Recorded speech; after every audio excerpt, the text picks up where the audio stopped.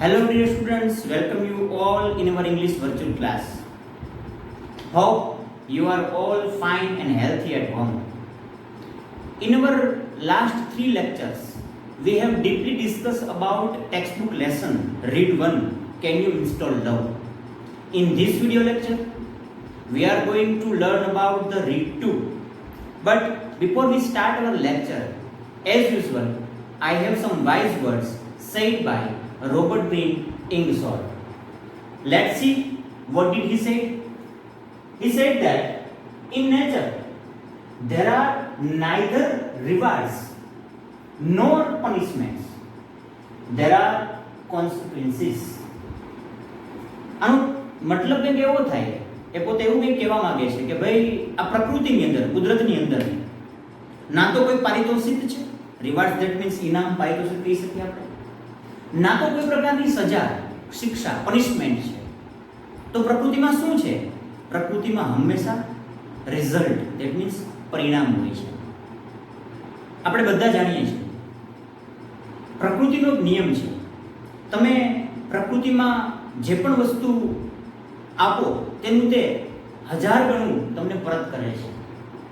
કોઈ ખેડૂત ધરતીના પેટાળની અંદર બાજરાનો એક દાણો વાવે અને અનેક દાણા રૂપે પાછું મેળવે છે. આ પ્રકૃતિ એવી છે કે તમે એની સાથે જેવું બિહેવ કરો છો એ તમને વળતું એવું જ એનું પરિણામ આપે છે. માણસ જ્યારે પ્રકૃતિની આ કળાની અંદર પોતાનો હસ્તક્ષેપ કરે છે તો તેના વરવા રૂપ પણ તેને ભોગવવા પડે છે. માટે જ રોબર્ટ ગ્રીન ઇંગરસોલ પોતે રાઇટલી ડિફાઇન ધ નેચર, એ પ્રકૃતિને સાચા અર્થમાં જ ડિફાઇન કરે છે અને એટલે જ કહે છે the nature there are neither rewards nor punishments, there are only and only consequences. આપણે માત્ર ને માત્ર પરિણામને જ ભોગવીએ છીએ. પ્રકૃતિના તત્વને જેમનું તેમ છે એમ જાળવી રાખવાના તેમજ કુદરતના આ અમૂલ્ય ખજાનાને સાચવી રાખવાના એક આપણા કૃતનિશ્ચય સાથે આપણા આજના વિડીયો લેક્ચરની શરૂઆત કરીએ. યુ નો, આજનો આપણો લેક્ચર જે પણ છે, આપણું આજનું યુનિટ જે પણ છે એ પણ પ્રકૃતિના તત્વો વિશે જ કંઈક વાત કરે છે. પ્રકૃતિ બહુ સુંદર છે અને સુંદરતાને માણવા માટે કવિની દૃષ્ટિ જોઈએ. કવિ છે ને એ પ્રકૃતિના તત્વને એની દૃષ્ટિથી જોઈ અને આપણી સમક્ષ એક એનું ચિત્ર ઊભું કરે છે. મારે વાત કરવી છે આપણા આજના યુનિટ 1 ના રીડ 2 ની.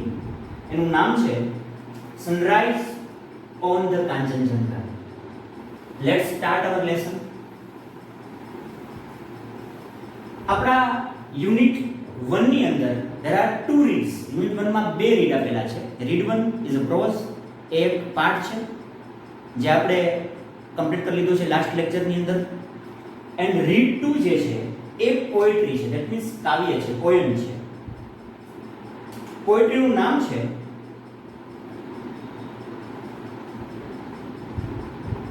સનરાઈઝ ઓન ધ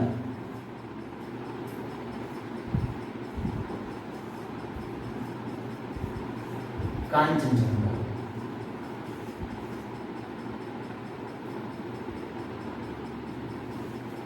આને કંચનજંગા પણ ઉચ્ચારણ કરવામાં આવે છે અને કાંચનજંગા પણ કહી શકીએ આપણે. હવે સનરાઈઝ સૂર્યોદય થવો. સૂર્યોદય થાય છે બટ ક્યાં? કાંચનજંગા ઉપર કે કંચનજંગા ઉપર. What is Kanchenjunga? પ્રશ્ન આપણને થાય. તમે બધાએ માઉન્ટ એવરેસ્ટનું નામ સાંભળ્યું હશે, ઓબ્વિયસલી સાંભળ્યું હશે બધાએ. Mount Everest is the highest peak in the world. આખા વિશ્વનું સૌથી ઊંચામાં ઊંચું શિખર હોય, સમિટ હોય તો એ માઉન્ટ એવરેસ્ટ છે.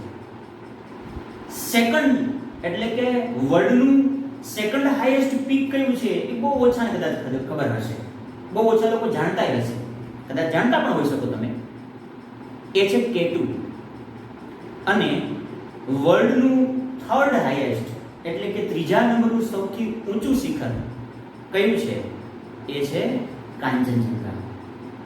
હવે માઉન્ટ એવરેસ્ટ, કાંચનજંગા અને K2 આ ત્રણ આવેલા છે હિમાલયની પર્વતમાળાના છે, પણ ત્રણેયનું સ્થાન અલગ અલગ છે. માઉન્ટ એવરેસ્ટ કદાચ આપણે બધાને ખ્યાલ હશે કે તિબેટ અને નેપાળની બોર્ડર પર આવેલું છે. K2 ચાઇના અને પાકિસ્તાન એ બોર્ડર પર આવેલું છે. અને આપણું કાંચનજંગા એટલે કે કંચનજંગા જે છે તે ઇન્ડિયા એટલે કે ભારતનું સિક્કિમ અને નેપાળ આ બોર્ડર પર આવેલું છે. હવે આ આટલું ઊંચું શિખર છે. જેમ પૃથ્વીની અંદર કોઈ માઉન્ટેન હોય, કોઈ પર્વત હોય, તો પર્વતની ઊંચાઈ હોવાના કારણે સૂર્યપ્રકાશ જ્યારે એની પર પડે તો એ ઊંચાઈ હોવાના કારણે સૂર્યપ્રકાશના સૂરજના કિરણો તેની પર વહેલા પહોંચતા હોય છે અને એ નજારો એક અલગ પ્રકારનો હોય છે. ઘટના એવી ઘટે છે, આ પોએટ્રીના રાઇટર જે છે એ છે ક્રિસ્ટિયાના આલ્બર્ટ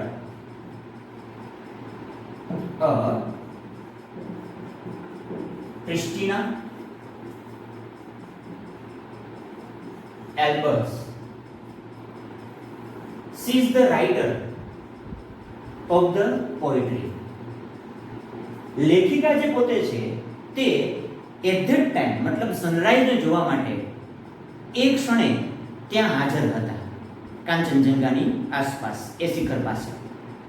એ તો બહુ ઊંચું છે પણ બીજા શિખર ઉપરથી એનો સનરાઈઝ જોઈ શકાતો હોય છે. મોટાભાગે ટાઈગર હિલ, આઈ થિંક તમે નામ સાંભળ્યું હોય તો, ત્યાંથી લોકો કાંચનજંગા પરના આ સૂર્યોદયને માણે છે. સવારના પૂરમાં તે મોટું ટોળું હોય છે એને જોવા માટે, કુદરતના આ એકદમ દુર્લભ નજારાને જોવા માટે. તો ક્રિસ્ટિયાના એલ્બર્ટ જે છે એલ્બર્સ તે પોતે કાંચનજંગા પર થતા આ સૂર્યોદયના ચિત્રને જુએ છે અને પોતે કવિ છે. હવે કવિને તો કંઈ પૂછવું ના પડે. એની અંદર એક પ્રકારની ઉર્જા, એક પ્રકારની અંદરથી ઉર્મિ ઉત્પન્ન થાય છે અને એ પોતાની ઉર્મિઓને પોતાની કલમથી નોટબુકમાં ટપકાવે છે અને રચના થાય છે આપણી આ poetry sunrise on the Kanchenjunga. Let's see, ચાલો આપણે જોઈએ તેણે કેવું વર્ણન કર્યું છે, કેવા પ્રકારનું દ્રશ્ય ત્યાં ઉત્પન્ન થાય છે, કેવા પ્રકારનો માહોલ હોય છે, કુદરતનું આ સુંદર દ્રશ્ય કેવું લાગે છે. કદાચ તમે અને હું ત્યાં જઈને પ્રત્યક્ષ નથી જોઈ શકતા, પણ કવિયત્રીના શબ્દો થકી તમે અને હું આપણે બધા તેના આ વર્ણનને, તેના આ દ્રશ્યને માણીશું. Let's start our lesson sunrise on the Kanchenjunga. Hello students, welcome to the second read sunrise on the Kanchenjunga. The poetry is written by Christiana Albers. You can see her name at the bottom of the poetry. She was a foreigner and she describes the beauty of Kanchenjunga in her words. What did she had seen at the Kanchenjunga? તેણી સૂર્યોદય વખતે ત્યાં હાજર હોય છે અને તેણીને જે સૂર્યોદય જોવા મળ્યો તે સૂર્યોદય તેણીએ પોતે પોતાના શબ્દો થકી આ પોએટ્રીમાં વર્ણવ્યો છે. આપણે પણ એમના આ શબ્દો થકી કાંચનજંગા પર થતા સૂર્યોદયને માણીએ. Let's begin the poetry. હવે one more thing I just want to clarify before you that she has used many words. તેણીએ એવા કેટલાક શબ્દો ઉપયોગમાં લીધા છે કે જે મે બી તમારા માટે નવા પણ હોઈ શકે છે. So you must have to write down them. તમારે એને અલગ એક નોટમાં અલગ નોંધ લેવાની છે જેથી કરીને તમને ભવિષ્યમાં પણ આ પોએટ્રી સમજવા માટે તે શબ્દો હેલ્પફુલ થઈ શકે. હું તમને વર્ડ ટુ વર્ડ ટ્રાન્સલેશન કરીને સમજાવીશ, દરેક શબ્દનો મતલબ સમજાવીશ કે આપણે આ શબ્દનો શું મતલબ લેવાનો છે. બટ છતાં પણ તમારે એ દરેક શબ્દની નોંધ રાખવી પડશે. Let's begin. The vapour rise. અહીંયા વેપરનો મતલબ એવો થાય, વેપર એટલે બાષ્પ ખરેખર તો, પણ અહીંયા ધુમ્મસ મતલબ લઈ શકીએ આપણે. હવે તમે બધાએ જોયું હશે કે ભાઈ કોઈ મૂવીની અંદર, કોઈ સિરિયલમાં, ડિસ્કવરી પરના કોઈ પ્રોગ્રામમાં આપણે જોયું હશે કે પ્રકૃતિની અંદર ખાસ તો મોટા પર્વતો હોય ત્યાં શિયાળાની અંદર ધુમ્મસ જોવા મળે છે. ને જાણે કે હિમાલયમાં તો એવું દેખાય છે કે જેને હિમાલયની અંદરથી કોઈ વરાળ નીકળતી હોય, બાષ્પ નીકળતી હોય અને એ બાષ્પ હંમેશા ઉપરની તરફ ઉઠતી હોય છે, એટલે ઉપર જતી હોય છે પવન સાથે. તો તેણી જુએ છે કે ધ વેપર રાઇઝ એટલે કે ધુમ્મસ કે બાષ્પ છે એ ઉપર જાય છે, રાઇઝ થાય છે, ઉપર જાય છે ટુ ધ મોર્નિંગ સ્કાય. હવે ઉપર શું છે, ક્યાં ઉપર, કઈ જગ્યાએ, તો કે મોર્નિંગ સ્કાય, સવારના આકાશમાં ઉપર જાય છે. To the morning skies clad in a purple glory. હવે સવારનું આકાશ જે છે તે કેવું છે, તો કે ક્લેડ થયેલું છે. Clad that means to covered with something, કોઈ વસ્તુને ઢાંકી દેવું, એને કવર્ડ કરવું કહેવાય. જે આકાશ છે એ ઢંકાયેલું છે, કવર્ડ થયેલું છે. કેના વડે? In a purple glory. Purple એટલે જાંબલી કલર કહી શકીએ આપણે. પર્પલ કલરની ગ્લોરી, ગ્લોરીનો મતલબ થાય અહીંયા સુંદરતા, ચમક, પણ અહીંયા સુંદરતા મતલબ લેવાની. એક જાંબલી રંગની સુંદરતાથી જાણે કે આખું આકાશ ઢંકાયેલું છે. એ ઢંકાયેલા આકાશની અંદર કવર્ડ થયેલા, ક્લેડ એટલે કવર્ડ થવું, ઢંકાયેલું આકાશ, પણ કેવું આકાશ? પર્પલ ગ્લોરીમાં ઢંકાયેલું, જાંબલી રંગની સુંદરતામાં ઢંકાયેલું, એકદમ ગ્લોરીફાય થયેલું આકાશ છે. તે આકાશ, તે મોર્નિંગ સ્કાય, એ સવારના આકાશની અંદર શું ઉઠી રહ્યું છે? The vapour rise. શું ઉપર ચડે છે? એમાં ધુમ્મસ ઉપર ચડે છે. એ આકાશ તરફ ધુમ્મસ ઉપર જાય છે. હવે આ આકાશની ઉપર શું થાય છે? અને while the love light glows.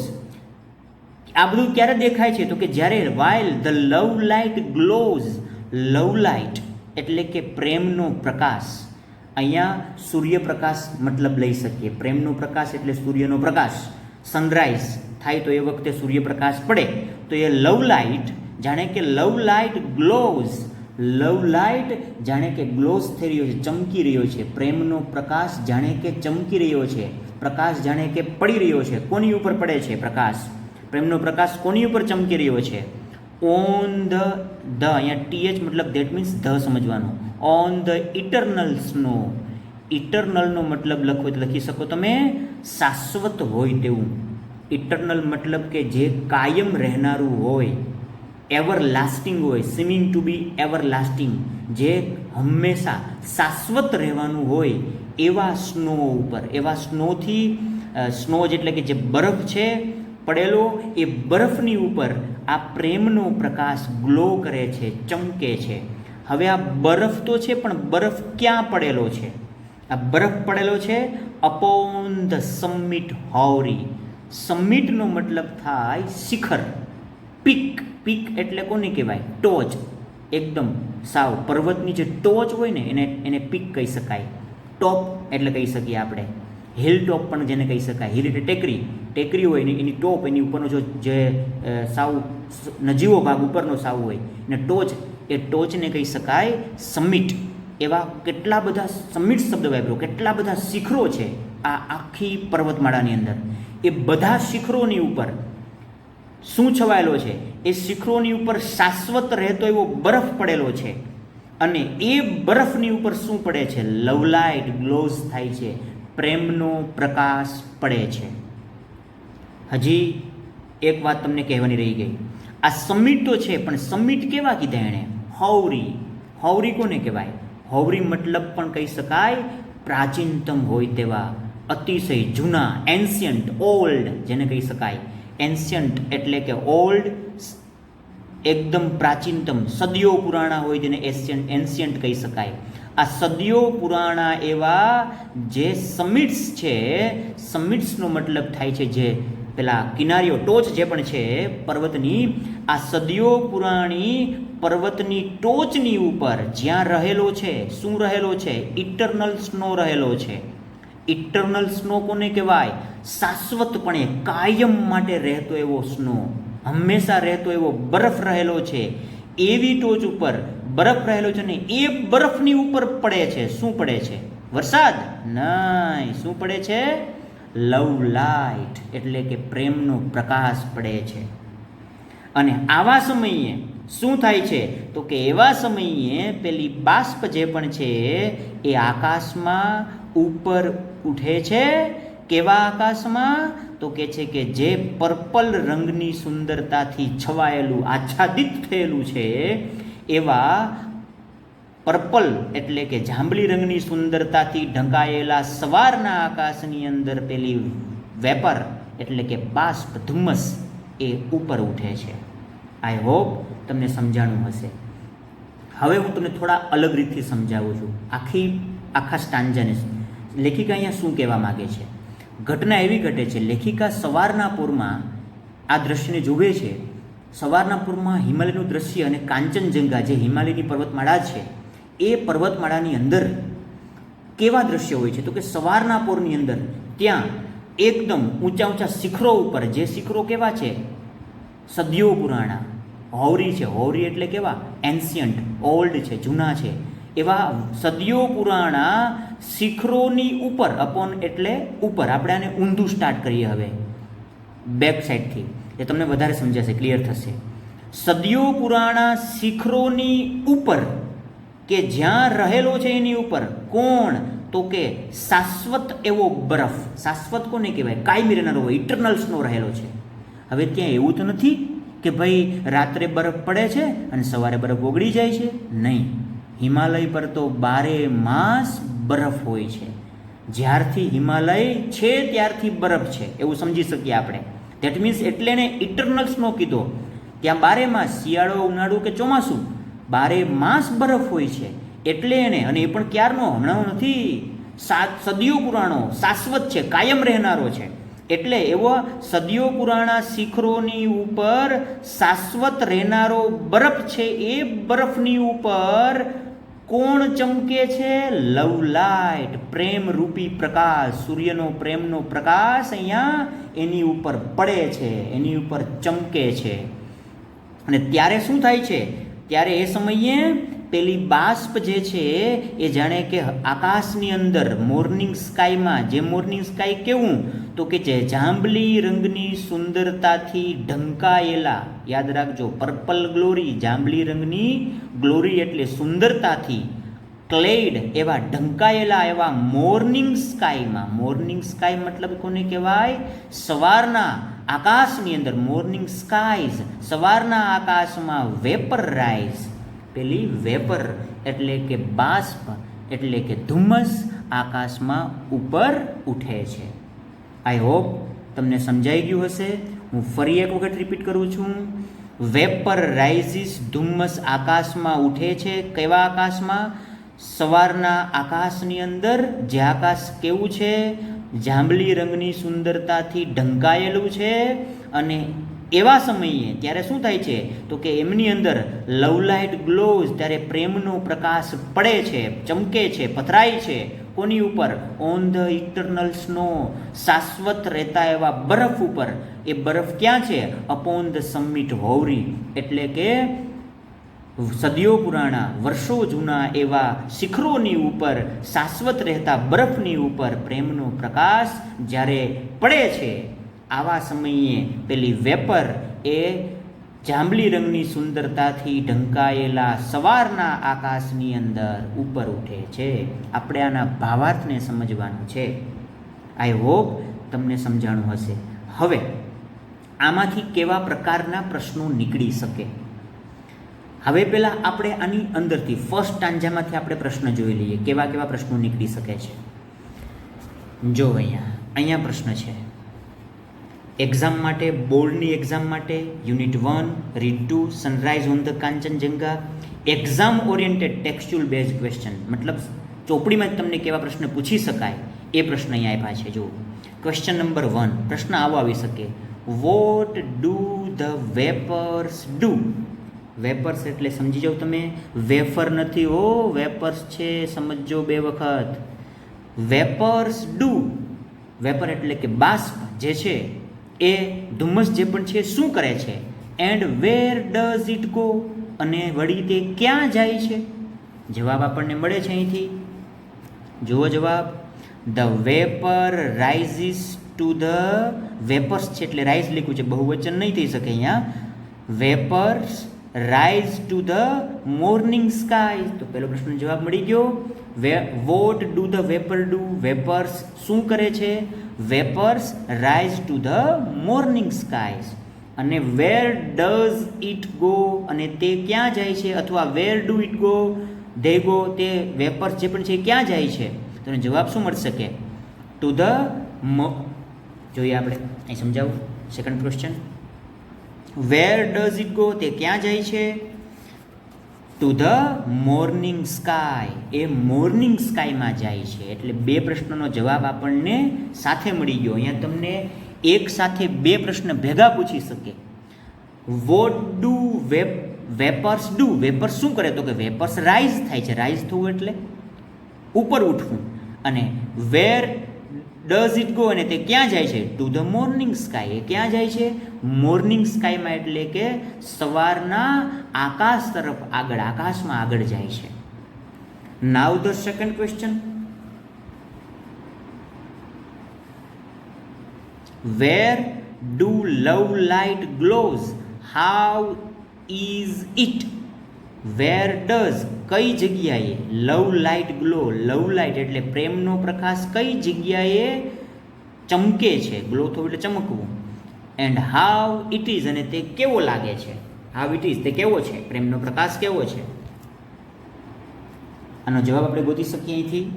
તમને જવાબ મળશે અહીંથી, the love light glows on the eternal snow. Eternal સ્નોની ઉપર લવ લાઇટ શું કરે છે? ગ્લો થાય છે. એટલે કે લવ લાઇટ એની ઉપર ચમકે છે. અને એના પછીનો સ્ટાન્જા જોઈએ આપણે. એની પહેલાં ફરી અહીંયા એક ક્વેશ્ચન આવી શકે, અહીંયા ક્વેશ્ચન બની શકે છે. હજી એક પ્રશ્ન આપણે જોઈ લઈએ. What is the love light according to the poet?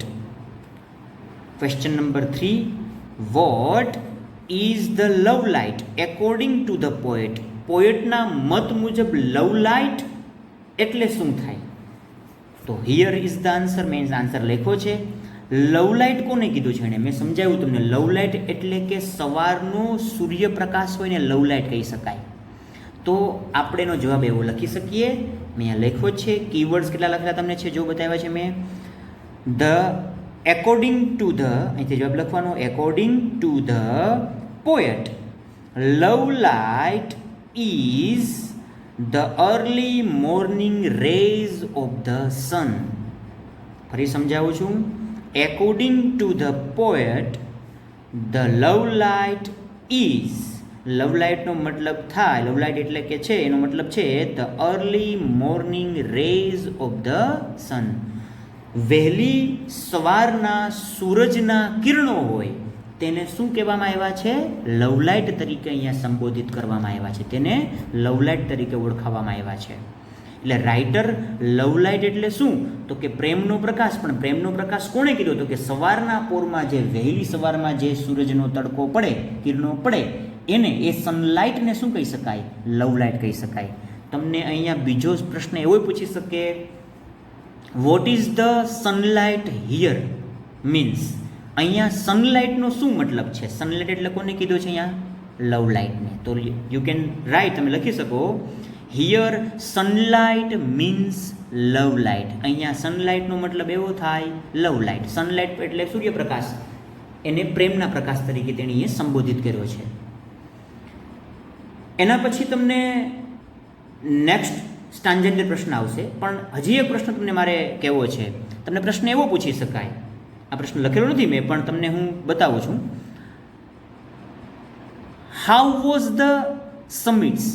Summits કેવા છે? સમિટ્સ કેવા છે? How was the summits? તો એમાં જવાબ લખી શકાય, ધ સમિટ્સ આર હોવરી, અથવા લખી શકીએ summits are very ancient and covered with eternal snow. Summits એટલે શિખરો છે. એ શિખરો કેવા છે? તો કે શિખરો એકદમ પ્રાચીનતમ છે. હોવરી એટલે એન્શિયન્ટ છે. એન્ડ પછી કેવા છે? કવર્ડ વિથ, ઢંકાયેલા છે. કેનાથી? છવાયેલા જેની ઉપર છે. ઇટરનલ સ્નો, ધેટ મીન્સ કોને કહેવાય? શાશ્વત એવા બરફથી એ ઢંકાયેલા છે. એવું પણ આપણે લખી શકીએ. અહીંયા તમને બીજો પ્રશ્ન બની શકે આમાંથી. જુઓ ક્વેશ્ચન નંબર 4 જુઓ. Which word means peak here? અહીંયા પીક આ શબ્દ માટે કયો વર્ડ વાપરવામાં આવેલો છે? મેં લખી નાખ્યો છે કીવર્ડ. કોને કહેવામાં આવ્યો છે? પીક એટલે કોને કહેવાય? સમિટને.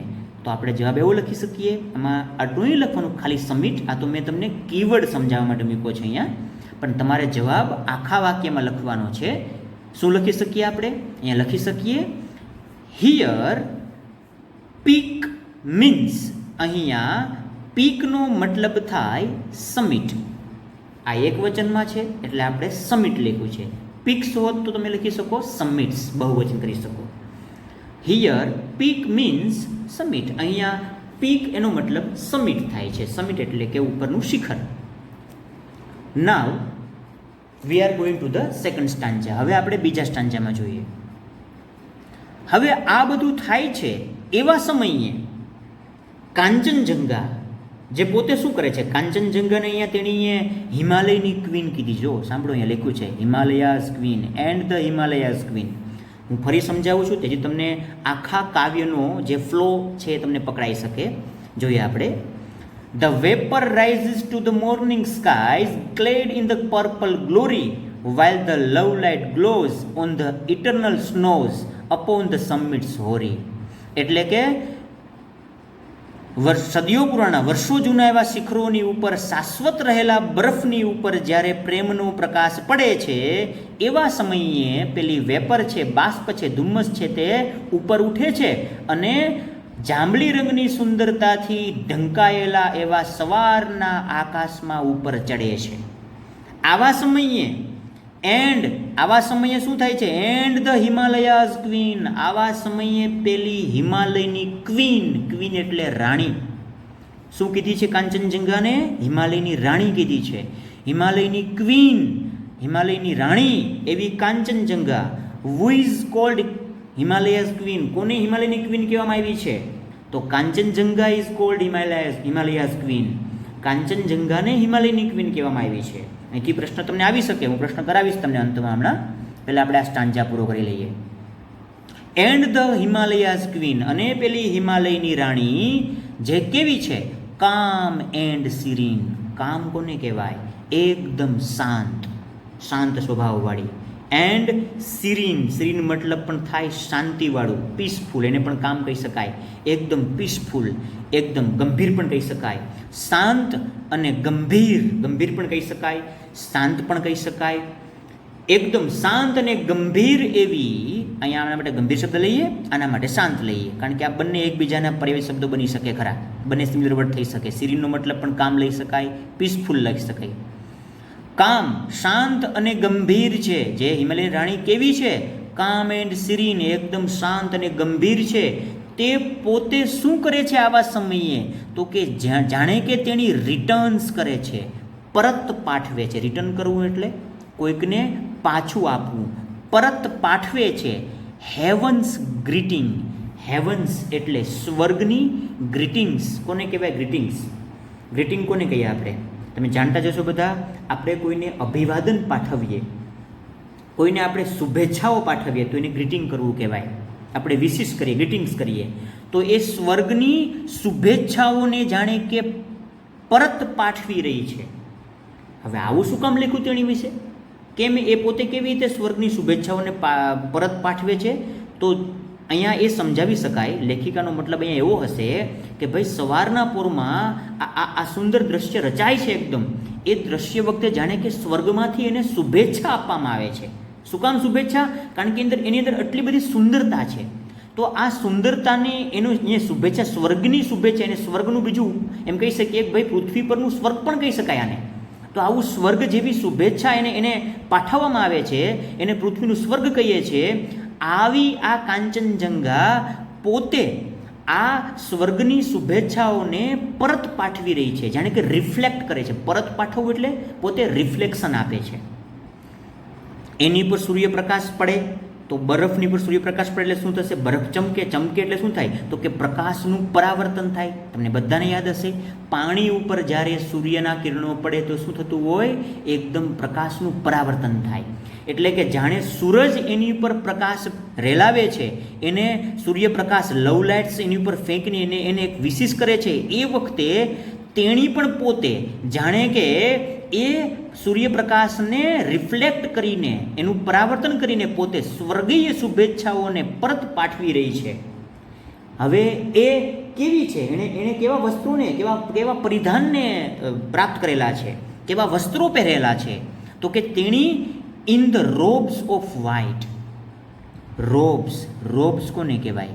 હવે રોબ છે એનો મતલબ એવો થાય ડ્રેસ, અટાયર એટલે કે કપડાં, વાઘા, આપણી ગામઠી ભાષામાં કહીએ તો કપડાં. એને રોબ. હવે રોબ સ્પેશિયલી વર્ડ કોના માટે વપરાય? કેમ અહીંયા ડ્રેસ શબ્દ ના વાપર્યો એને? રોબ એને કહેવાય કે જે સંપૂર્ણપણે આખું વસ્ત્ર હોય, એક જ વસ્ત્ર. હવે તમને સમજાવું. તમે બધાએ ક્રિશ્ચન લોકોના મેરેજ જોયા હશે. ક્રિશ્ચન લોકોના મેરેજમાં તમે જોયું હશે ઘણા હોલિવૂડના મૂવીઝની અંદર કે ભાઈ કોઈ ક્રિશ્ચન હોય તો એ લેડી છે જ્યારે ચર્ચમાં મેરેજ કરવા જાય તો એકદમ સફેદ રંગનું, એકદમ સ્વચ્છ સુઘડ એવું મોટું એકદમ ગાઉન પહેરેલું હોય એણે, એકદમ વેડિંગ ગાઉન, જેને વેડિંગ ગાઉન પણ કહી શકીએ આપણે. અને એકદમ લાંબુ હોય, જાણે કે પાછળથી કે એના પેલા એટલું બધું લાંબુ હોય કે પાછળ 2-3 વ્યક્તિઓ એના ગાઉનને પકડીને ચાલતા હોય. તમે ઘણાએ પેલા રાજા રજવાડાના આવા સીન દ્રશ્ય જોયા હશે મૂવીની અંદર. તો એમના ક્વીન હોય એ એવા રોબ પહેરે, એવા વસ્ત્રો પહેરે કે એકદમ લાંબા હોય અને તેના વસ્ત્રોને પાછળથી એના દાસીઓ છે એ ઉંચકીને ચાલતા હોય અને આખું સળંગ વસ્ત્ર હોય. એને રોબ કહેવાય. રોબ મતલબ એવો ડ્રેસ કે જે સંપૂર્ણ હોય. તો એણે પણ જાણે કે રોબ્સ પહેરેલો છે. હવે ઓફ વ્હાઇટ એટલે કેવો? સફેદ રંગનો. તમે બધા જાણો છો હિમાલયની ઉપર અતિશય બરફ પડે એટલે આખો હિમાલયની ક્વીન છે, એની રાણી છે, તો એ આખી કાંચનજંગાની પર્વતમાળા જે આખી છે એ આખી માઉન્ટેન બરફથી આખી ઢંકાઈ જાય છે. એટલે જાણે કે સફેદ કલરનો રોબ પહેરવો હોય, આખું કપડું પહેરવું હોય એવું લાગે છે. એટલે અહીંયા વાપરો શબ્દ in the robes of white. તેણીએ કાળા કલરનો રોબ નથી પહેરેલો, નથી પર્પલ, નથી કોઈ બીજા પ્રકારનો, નથી રંગબેરંગી. તો કેવો છે? વ્હાઇટ. કારણ કે બરફ કેવો હોય? વ્હાઇટ હોય, સફેદ હોય. એટલે સફેદ બરફની આખી જાણે કે ચાદર પથરાયેલી હોય એમ તેણીએ સફેદ રંગના વસ્ત્ર આખા પહેરેલા છે. એવા in the robes of white કલરના રોબ્સની અંદર. અને જાણે કે બાથેડ ઇન ધ ગોલ્ડન લાઇટ. બાથ કરવું એટલે સ્નાન કરવું, શબ્દ યાદ રાખજો. In the golden light. હવે સમજો, સફેદ કપડાને પહેરી અને કોઈ ગોલ્ડન એવા લાઇટની અંદર, એવા પ્રકાશમાં, ગોલ્ડન કલરના પાણીમાંથી જાણે કે પોતે અંદર પાણીની અંદર જબોડો મારે, અંદર ડૂબકી મારે અને નીતરતા વસ્ત્રોથી બહાર આવે, આવું કંઈક દ્રશ્ય કાંચનજંગાનું અત્યારે દેખાઈ રહ્યું છે લેખિકાને. શું કામ એવું કીધું એણે? બાથડ ઇન ધ ગોલ્ડન લાઇટ. એટલા માટે બિકોઝ સફેદ કલરના આખા બરફથી ઢંકાયેલા આ પર્વતની ઉપર જ્યારે લવલાઇટ સૂર્યનો પ્રકાશ, સવારનો સૂર્યનો પ્રકાશ પડે તો તમને દ્રશ્ય કેવું લાગશે? જાણે કે પીળા રંગથી આ બરફ આખો છવાઈ ગયો છે.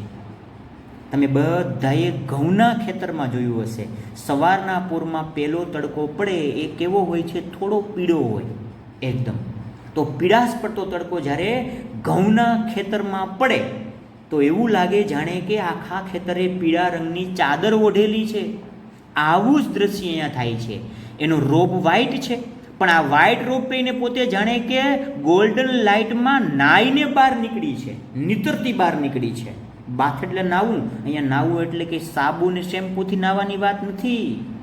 અહીંયા નાવાનું મતલબ જાણે કે રંગની અંદર, રંગના આખા પેલા રંગમાં કપડાં સહિત અંદર ઉતરી અને એ પેલા પલળતા કપડાં એ બહાર નીકળવું અને કપડા પર આખો જાણે કે ચમક લાગી જાય, ગોલ્ડન લાઇટ લાગી જાય, એવું દ્રશ્ય થાય છે.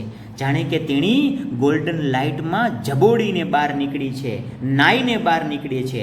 આવું દ્રશ્ય દેખાય છે લેખિકાને. પણ ક્યાં? Where earth and sky are meeting. જ્યાં પૃથ્વી અને આકાશ બંને મીટિંગ, મળી રહ્યા છે. હવે પૃથ્વી અને આકાશ મળતા હોય એ જગ્યાને ગુજરાતી ભાષામાં શું કહેવાય? તમે બધાએ દ્રશ્ય જોયું હશે. તમે કોઈ ખુલ્લા મેદાનની અંદર છેક દૂર સુધી દ્રષ્ટિ કરો તો તમને એવું દેખાશે કે કોઈ એક જગ્યાએ ઉપરથી આકાશ જાણે કે પૃથ્વી સાથે મળી ગયું છે. પૃથ્વી અને આકાશના છેડા ભેગા થઈ ગયા છે. આ ભેગા થઈ જતા છેડાઓને ગુજરાતી ભાષામાં કહેવાય ક્ષિતિજ, અને આ ક્ષિતિજને ઇંગ્લિશમાં કહેવાય હોરિઝોન. આ હોરિઝોન ઉપર આ ક્ષિતિજ એટલે કે એક ક્ષિતિજ ઉપર એવું લાગે છે જાણે કે પેલી હિમાલયની રાણી જે શાંત અને ગંભીર છે તે સ્વર્ગની શુભેચ્છાઓને પરત પાઠવી રહી છે. કેવા કપડાં પહેરીને? તો કે જાણે પોતે સફેદ રંગના રોબમાં એકદમ સજીને ગોલ્ડન લાઇટમાં નીતરતી બહાર નીકળી છે. આવું દ્રશ્ય આપણને દેખાય છે. ક્યાં? તો કે જ્યાં સૂરજ, માફ કરજો, પૃથ્વી અને આકાશ જ્યાં ભેગા થાય એ જગ્યાએ. એટલે દૂરથી તમે કોઈ પર્વતને જુઓ તો એવું લાગે કે પર્વતની પાછળ આકાશ મળી ગયું છે. પૃથ્વી જે પણ છે એ અને આકાશ બંને ભેગા થઈ ગયા છે. એટલે તમને એવું દેખાય. આ એક દ્રષ્ટિનો ભાસ થાય છે, આપણને આભાસ થાય છે, જેને ક્ષિતિજ કહેવામાં આવે છે. આ ક્ષિતિજ ઉપર તેણી જાણે કે ગોલ્ડન લાઇટથી નીતરતા એવા સફેદ રંગના રોબને, અટાયર, એને ડ્રેસ કહી શકાય, અટાયર કહી શકાય, એવા વસ્ત્રોથી, સફેદ રંગના વસ્ત્રોમાં સજ્જ થઈને પોતે જાણે કે સ્વર્ગની શુભેચ્છાઓને પરત પાઠવી રહી છે. આઈ હોપ તમને સમજાઈ ગયું હશે. Now it's time to make a question. આમાંથી કેવા કેવા પ્રશ્નો નીકળી શકે જોઈએ આપણે. કેવા પ્રશ્નો આવી શકે આમાંથી? ક્વેશ્ચન નંબર આપણે 4 જોયો હતો. હવે ક્વેશ્ચન નંબર 5 જુઓ. Question number 5, what is Kanchenjunga called? How is it? કાંચનજંઘાને શું કહેવામાં આવી છે અને તેણી કેવી છે? How is it?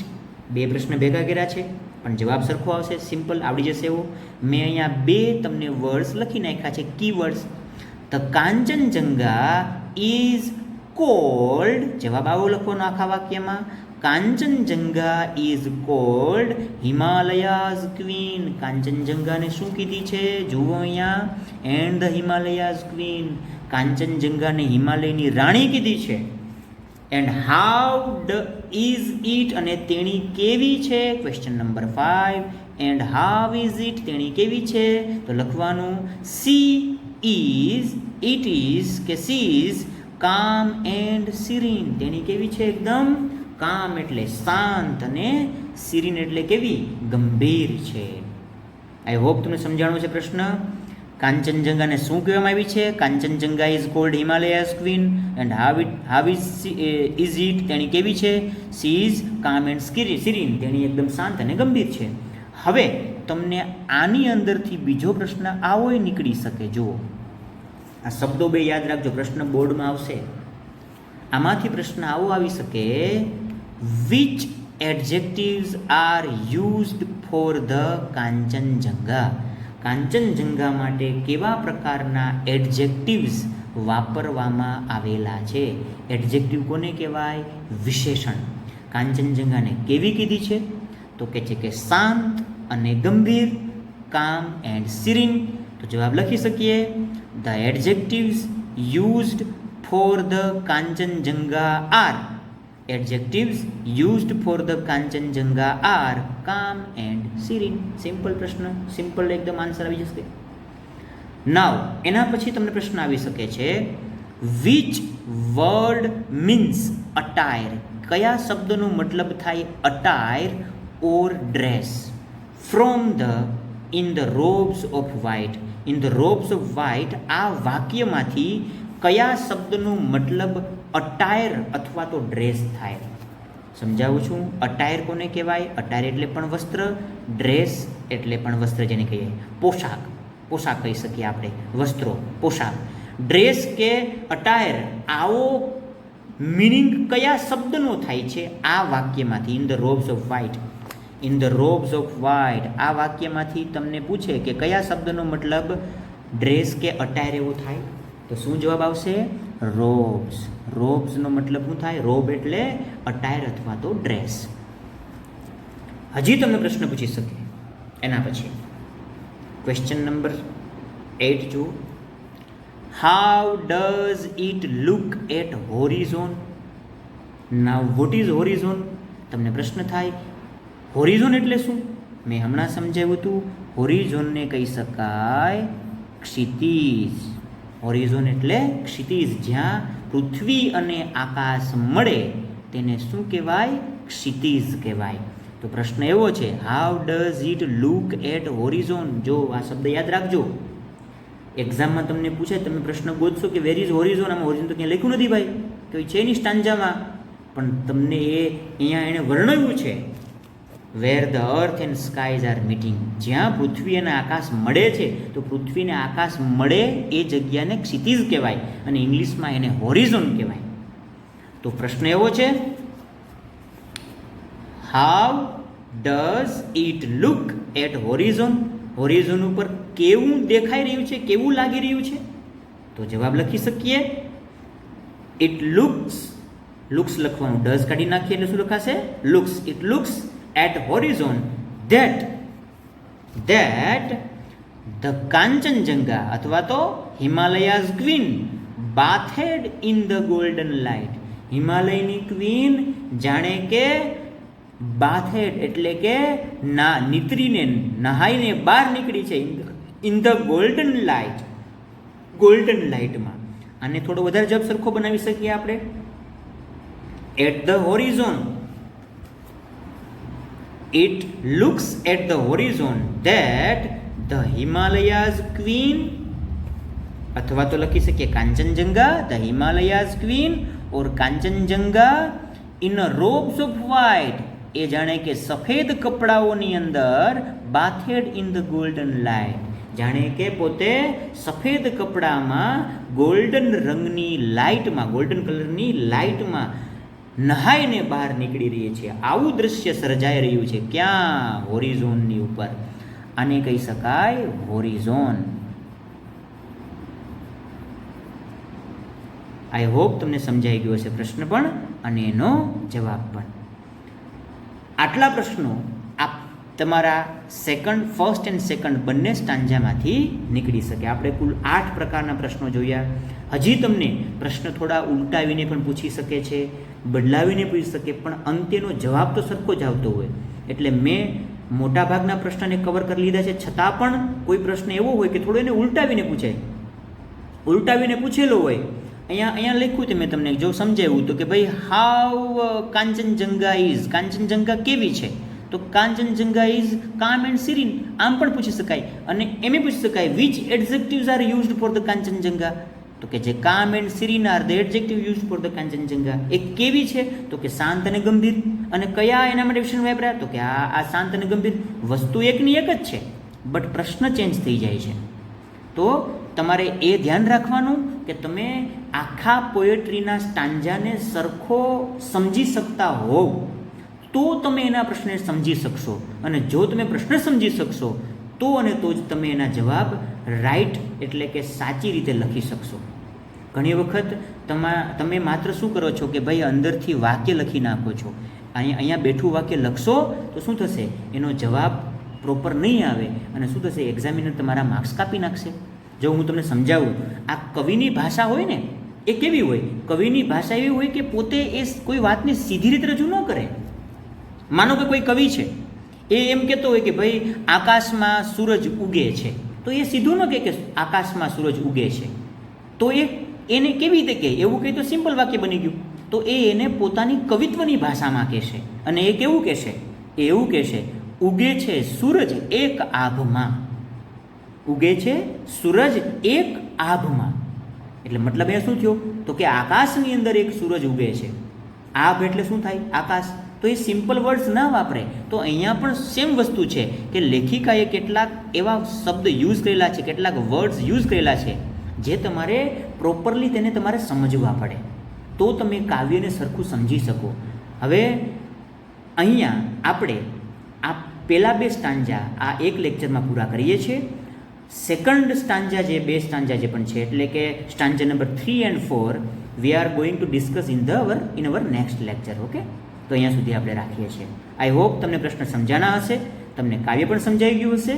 છતાં પણ હજી તમારે આ પ્રશ્નોના જવાબ જાતે પ્રિપેર કરવાના છે. હું અહીંયા આ પ્રશ્ન રાખું છું. તમારે એ બધા પ્રશ્નોને સ્ક્રીનને પોઝ કરી અને બધા પ્રશ્નો લખી લેવાના અને પછી સાથે સાથે એના તમારે આન્સર પણ તમારી બુકમાં લખી લેવાના. ઓકે, અહીંયા સુધી રાખીએ છીએ. નેક્સ્ટ વિડીયોમાં ફરી પાછા મળશું.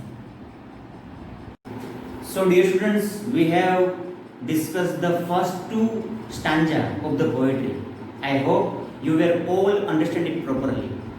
જો કવિની રચના કંઈક અલગ પ્રકારની હોય, કવિ છે પોતે રચના કરતો હોય, મેં તમને આગળ કીધું એ પ્રમાણે, તો એના શબ્દો છે એ પ્રાસ મેળવવા માટે, દેટ મીન્સ એલિટરેશન જેને કહી શકીએ આપણે, ફિગર ઓફ સ્પીચ, અનુપ્રાસ અલંકાર જેને કહી શકીએ આપણે, તો એ પોતાના શબ્દોને એવી રીતે ગોઠવતા હોય છે. પણ આપણે એની અંદરથી એના ભાવાર્થને સમજવાનો હોય છે. મને આશા છે કદાચ તમે આ પોએટ્રીને સારી રીતે સમજી શક્યા હશો. આપણે આનો બાકીનો પોર્શન, દેટ મીન્સ કે બાકીના 2 સ્ટાન્જા જે પણ છે એ નેક્સ્ટ વિડીયો લેક્ચરમાં જોઈશું. આવજો. જય શ્રી કૃષ્ણ.